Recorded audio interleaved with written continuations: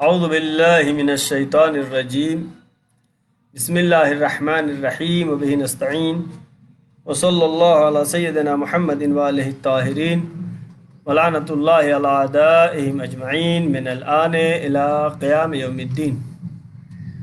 سلسلہ دروس قرآن مجید ترجمہ و تفسیر، آج اس سلسلے دروس کا 26واں درس ہے۔ انشاءاللہ مورد استفاضہ قرار پائے گا، اور جیسا کہ آج ماہ مبارک رمضان 1441 ہجری کی 20ویں تاریخ، جو کہ نہایت ہی غم و اندوہ کی تاریخ ہے۔ یہ ایام وہ چل رہے ہیں جو اہل بیت رسول کے گھر میں ایک بے چینی کا عالم ہے، اس لیے کہ 19ویں کی شب، ماہ مبارک رمضان کے 19ویں کی شب وہ ہے جس میں ہمارے اور آپ کے مولا کائنات کے سر پر ابن ملجم میں مرادی ملعون نے عین حالت نماز میں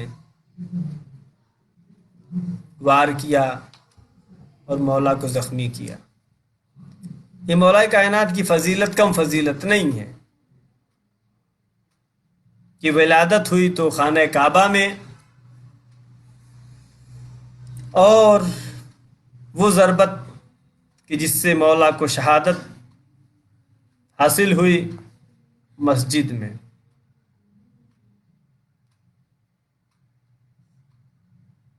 یہ کائنات کا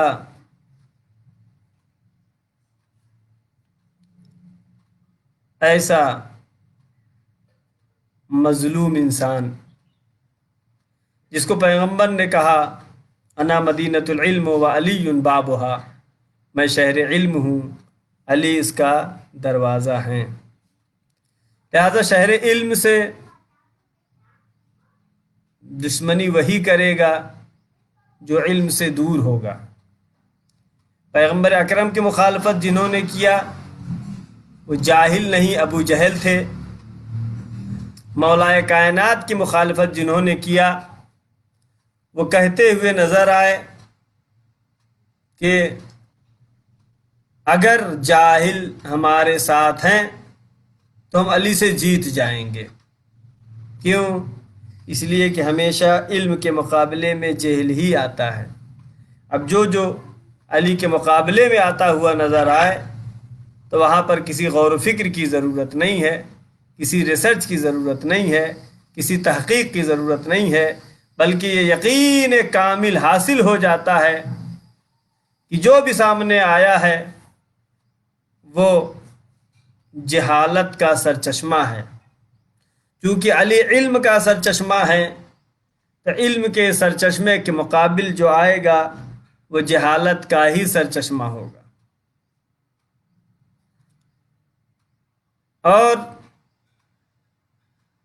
یہ تاریخ انسانیت کے لیے بہت عظیم اور غم کی بات ہے کہ آخری رسول حبیب خدا نے، جس کو اپنا جانشین و خلیفہ بنایا تھا، اس رسول کے دنیا سے جانے کے بعد یہ امت والوں نے اپنی مرضی سے خلیفہ کا انتخاب کیا، اور اس باب مدینۃ العلم کو 25 سال تک اپنے گھر میں خاموشی کی زندگی گزارنی پڑی۔ یہ عالم انسانیت کے لیے اتنا بڑا سانحہ ہے کہ اب جو بھی محقق، جو بھی متفکر تاریخ عالم انسانیت و تاریخ اسلام پر تحقیق کرتا ہے تو کف افسوس ملتا ہوا نظر آتا ہے کہ وہ علی کی جس نے کہا مجھے زمین سے زیادہ آسمانوں کے راستے معلوم ہیں، اس زمانے کے انسانوں نے پوچھا کہ ہمارے ہاتھوں سر میں بال کتنے ہیں۔ یہ اس زمانے کی انسانیت کی کمی تھی کہ جس نے امام معصوم کو، جس کے اندر شناخت کرنے کی صلاحیت نہ ہو سکی۔ اور یہ ایام جو کہ نہایت ہی غم کے ایام ہیں، جب طبیب نے یہ کہا کہ علی کو جو زخم لگا ہے اس کا زہر اتنا شدید ہے کہ اب معالجہ ناممکن ہے،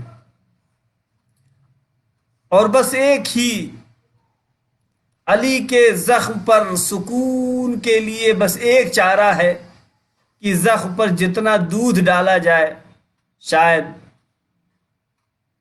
علی ابن ابی طالب کو، شاید ابو الحسن کو تھوڑا آرام مل جائے۔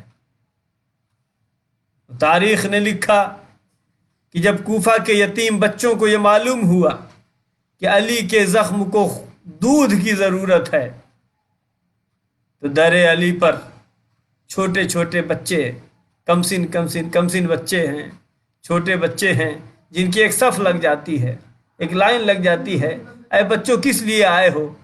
کہا ہم نے سنا ہے کہ علی کے زخم پر دودھ ڈالنے کی ضرورت ہے، ہماری تمنا ہے، ہماری خواہش ہے کہ ہمارے حصے کا دودھ ہم خود نہ پئیں بلکہ ہمارے مولا کے زخموں پر کام آ جائے۔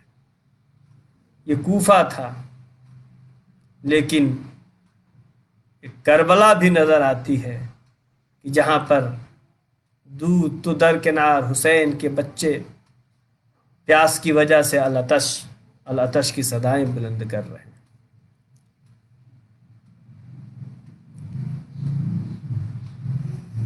آج کا درس جو ہے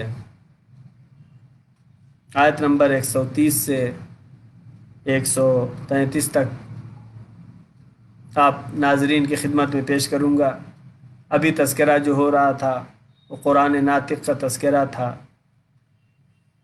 یہ قرآن ثابت ہے جس کی ہم تلاوت کرتے ہیں، وہ معلم قرآن ہیں جن کا تذکرہ ہوا۔ ماہ مبارک رمضان چل رہا ہے۔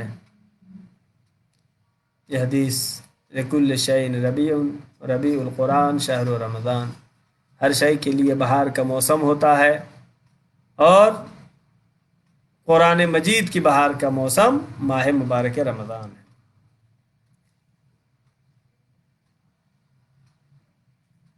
آیت نمبر 130 پڑھتے ہیں۔ بسم اللہ الرحمن الرحیم۔ وَمَن يَرْغَبُ عَن مِلَّةِ إِبْرَاهِيمَ إِلَّا مَن سَفِهَ نَفْسَهُ۔ وَمَن يَرْغَبُ عَن مِلَّةِ إِبْرَاهِيمَ، اب جناب ابراہیم نے کتنی محنتیں کی، ہر طرح سے قربانیاں پیش کیں، قوم بنی اسرائیل کے ساتھ قربانیاں دیں، زحمتیں اٹھائیں، اپنے بیوی اور بچوں کو وادی غیر ذی زرع میں لا کر کے چھوڑا، جناب ابراہیم کے گلے پر چھری چلائی، خود آگ میں جانا گوارا کر لیا، قربانیوں پہ قربانیاں دیں۔ ابھی آیات جو ہم پڑھ رہے ہیں، انی جاعلک للناس اماما، اتنی قربانیوں کے بعد اللہ نے جب دیکھا امتحان میں کامیاب ہیں ابراہیم علیہ السلام، تو لوگوں کا امام بنا دیا۔ اب آیت یہاں آج جو ہم پڑھ رہے ہیں، وَمَن يَرْغَبُ عَن مِلَّةِ إِبْرَاهِيمَ، اور وہ جو کہ دوری اختیار کرے، نفرت کرے، دشمنی کرے، عن ملت ابراہیم، یعنی جناب ابراہیم کے بتائے ہوئے طریقے سے، جو جناب ابراہیم نے مذہب، دین، دھرم بتایا ہے، اس کے بعد بھی اگر کوئی اس کی مخالفت کرتا ہے، اس سے نفرت کرتا ہے، خدا بند عالم فرما رہا ہے الا من سفہ نفسہ، وہ ایسا ہے کہ جو خود اپنے کو بیوقوف بنا رہا ہے، خود اپنے کو بیوقوف بنا رہا ہے، یہ اس کے لیے نقصان دہ ہے کہ جو اتنے معجزات دیکھنے کے بعد بھی پھر دین ابراہیمی سے دور ہو جائے۔ لہذا ایک بات ہمیشہ سوال آتا رہتا ہے کہ پیغمبر اکرم صلی اللہ علیہ وسلم کے آباء و اجداد کس دین پر تھے؟ دین حنیف پر تھے، دین ابراہیم علیہ السلام پر تھے۔ ایسا نہیں کہ وہ کافر و مشرک و بت پرست رہے ہوں معاذ اللہ، نہیں، واحد تھے، اللہ کو ایک ماننے والے تھے، موحد تھے اور دین حنیف پر تھے۔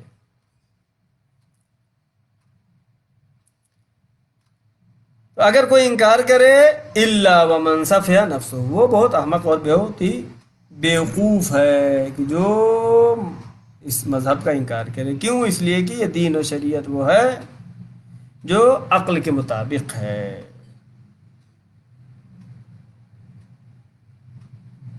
دین اسلام کے احکام عقل کے مطابق ہیں، البتہ وہاں تک جہاں تک ہماری عقل سمجھے۔ اب کچھ چیزیں ایسی ہیں جہاں پر دین اسی لیے ہے جہاں ہماری عقل سمجھ نہ پائے، کچھ چیزیں ہیں جہاں پر عقل ہماری سمجھ نہیں پاتی ہے تو وہاں پر دین آ کر کے بتاتا ہے۔ لہذا یہ مشہور ہے کہ جو عقل حکم کرے وہی شریعت حکم کرتی ہے، جو شریعت حکم کرے وہی عقل کرتی ہے۔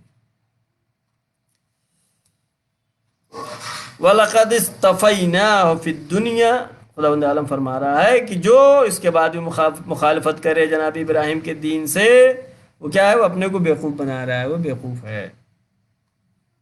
وَلَقَدِ اسْتَفَيْنَاهُ فِي الدُّنْيَا، ہم نے چنا ہے، منتخب کیا ہے اس کو، ان کو جناب ابراہیم کو، فی الدنیا، دنیا میں،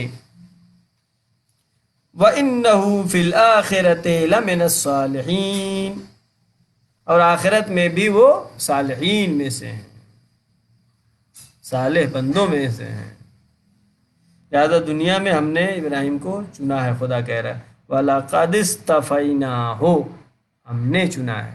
یا بار بار قرآن مجید کی آیت تاکید کر رہی ہے کہ حجت خدا، ولی خدا، نبی، امام کا انتخاب خود خدا کرتا ہے۔ وَلَقَدِ اسْتَفَيْنَاهُ، ہم نے چنا، فی الدنیا، وَإِنَّهُ فِي الْآخِرَةِ لَمِنَ الصَّالِحِينَ۔ اور آگے ہے آیت نمبر 131، اِذْ قَالَ لَهُ رَبُّهُ أَسْلِمْ، جب ان کے اللہ نے کہا، جناب ابراہیم کے خدا نے کہا اسلم، اسلام کو قبول کیجئے، یا لغت کے معنی میں ہم لے لیں تسلیم ہو جائیے۔ قال اسلمت لرب العالمین، ہم تسلیم ہیں اس خدا کے سامنے جو کہ تمام عالمین کا رب ہے، یعنی ہم تسلیم اس اللہ کے سامنے ہیں۔ لہذا اللہ کے سامنے تسلیم ہونا یہ عین اسلام ہے۔ کسی ظالم بادشاہ کے سامنے تسلیم ہونا یہ کیا ہے؟ یہ ظلم ہے، یہ اپنے نفس پر ظلم ہے۔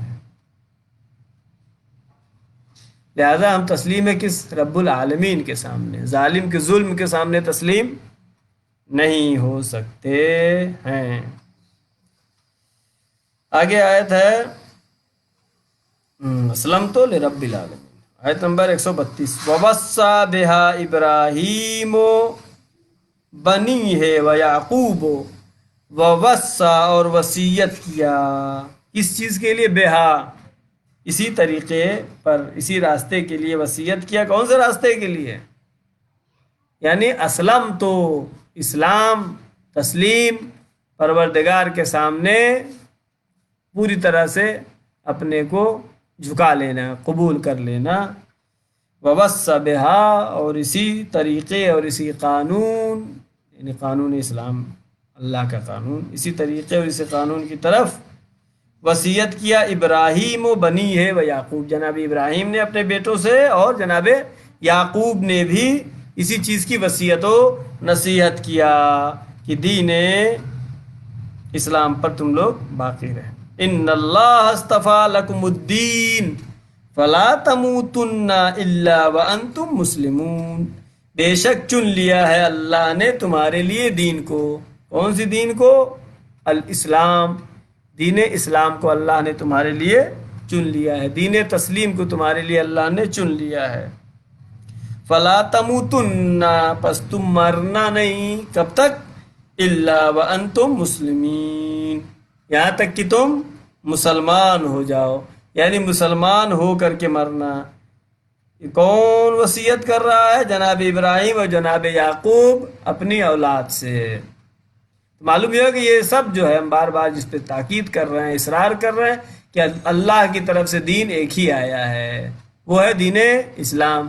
اس کے نام بدلتے رہے، کبھی جناب موسیٰ کے زمانے میں اس کو یہودی مذہب کہلایا، جناب عیسیٰ کے زمانے میں کرسچن مذہب میں بدل گیا، اور اگر اسی راستے پہ چلتے رہتے جو اللہ نے ایک راستہ بھیجا ہے، تو جنہوں نے پورے دین کو مانا ہے وہ مسلمان اور دین اسلام پر ہے۔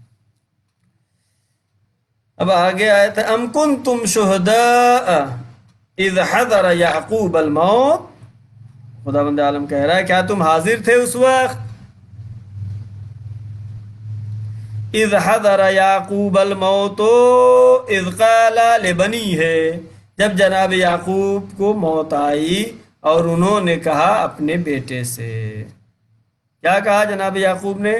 کیا وصیت کیا جناب یعقوب نے؟ یہ وصیت کیا ما تعبدون من بعدی، میرے بعد کس کی عبادت کرو گے، کس کی اطاعت کرو گے؟ قالوا نعبد الہک،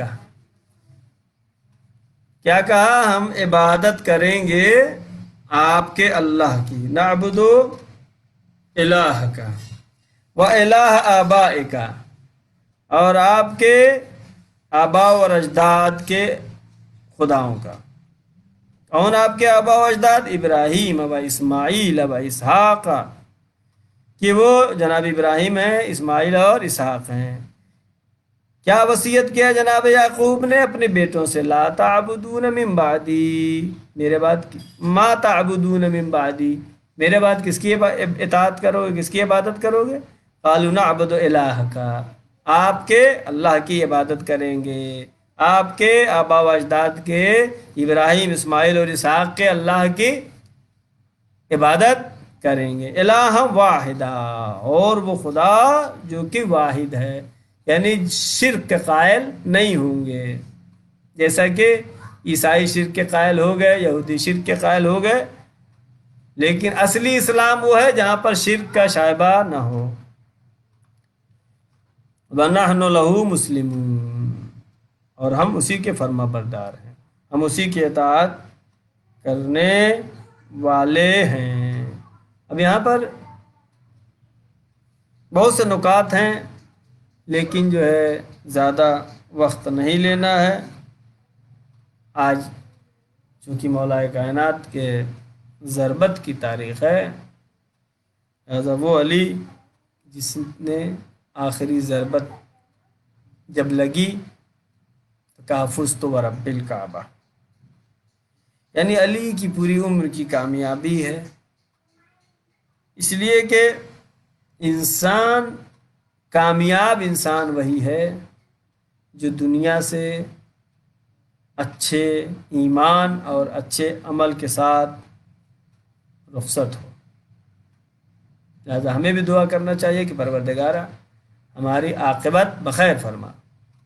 پروردگارہ محمد و آل محمد کے صدقے میں، چاہدہ معصوم علیہ السلام کے صدقے معبود، ہم جو قرآن مجید کی تلاوت کر رہے ہیں، پروردگارہ یہ درس ترجمہ و تفسیر، پروردگارہ اس کا ثواب جو بھی چاہدہ معصومین علیہ السلام کے صدقے میں حاصل ہو، معبود اس کا ثواب ہمارے تمام ناظرین کے مرحومین مومنین و مومنات کو اصال ثواب فرما۔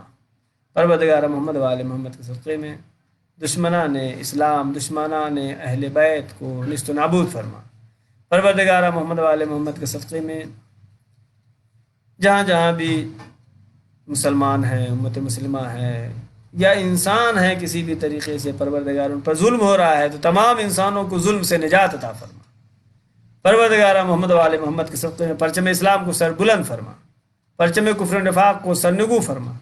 معبود یہ جو کرونا بیماری چل رہی ہے پروردگار جلد سے جلد اس کا خاتمہ فرما۔ پروردگار محمد و آل محمد کے صدقے میں ہمارے امام زمانہ کے ظہور میں تعجیل فرما، جو بیمار ہیں ان کو شفائے کامل و عاجل عطا فرما۔ معبود ہم کو امام زمانہ کے یاور و انصار میں شمار فرما۔ وآخر الدعوان ان الحمدللہ رب العالمین، والسلام علیکم ورحمۃ اللہ وبرکاتہ۔